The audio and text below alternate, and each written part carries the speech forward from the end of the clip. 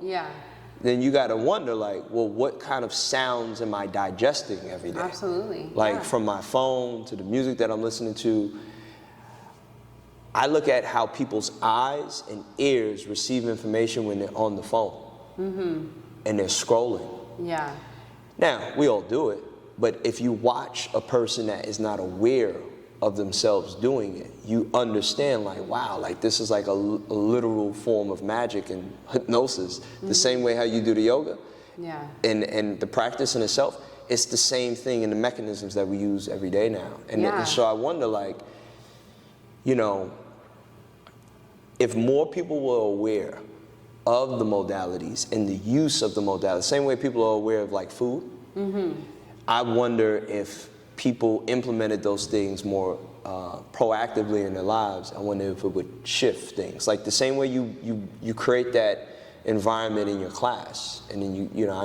It does take taking a step back and seeing how these things are impacting us. Right. And the good thing about that is that it makes it easier to build a new habit, right? Especially as we're starting this new year, it makes it a lot easier to build a new habit in these subtle ways, creating these micro habits so that it doesn't feel overwhelming and it doesn't feel as though I'm unearthing this whole new thing. Right. Simply walking into the grocery store, right? You hear a song and it emotes. There's an emotion that comes up. There's energy in motion. Yeah. And that just goes to show how much Christmas music, right? Yeah. Christmas come around, you like, they start playing that music, you immediately go like, I gotta get this person a gift. Yeah, exactly, like, right? yeah. There's ways that it's already being utilized. And then some people have the opposite effect. Some people go like, oh, Christmas. Yeah, because there's an emotion that comes up. Exactly. So then how do we utilize that more intentionally?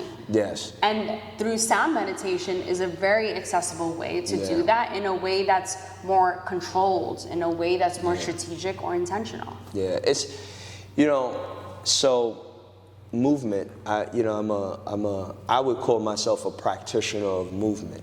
You know, like movement to me, the body, like the human body and how it moves, and I study movement. Like I'm like one of those people, like I'm weird. Like people watch sports for competition, like I'm looking at how they move. Yeah. You know, and that's why I like boxing, because boxing is all about really studying and so when you then really start to pull apart every modality, and then study it, like study each modality, go into sound and understand like what frequencies are triggering emotion, like what frequencies are triggering a particular memory or whatever, right? Like what music uplifts you, what music brings you down, what music keeps you like in the same spot, like spiritually. Yeah. You know, and so you know, it makes me think about like how music was back in the day where for example, you had natural sounds like through instruments, and then today there's like this, like I said, like this bombardment of like so much sound and frequency. And so my question leading into that is, you know, you start getting into the sound, and I'm assuming that you've been doing this for how long now? I've been doing sound for 3 years, but I've been a yoga teacher for almost 10. So for 3 years, I'm assuming you dived into enough research. Oh yeah, absolutely. With the actual physiology of you spoke on the water and it being 70% and like, yes. For different ways that we're utilizing the body. Even if I always tell people too, even if you're trying to lock in, I only have 15 minutes to get this task done, having some binaural beats so that way it's easier to focus. Because again, this facilitates us getting into these cycles because we are so overstimulated. Right. And so we need something, it's important to have something to help us to facilitate that process more fully, more effectively. So that is theta brainwave state. And I always explain to people that when they're in a sound meditation, it feels kind of like you're floating. You're cognizant of what's happening, you're very aware, but you just feel a little bit more relaxed. Yeah. And when you're lying down in sound meditation, it feels kind of like you're daydreaming. That's like the best way you hang out with.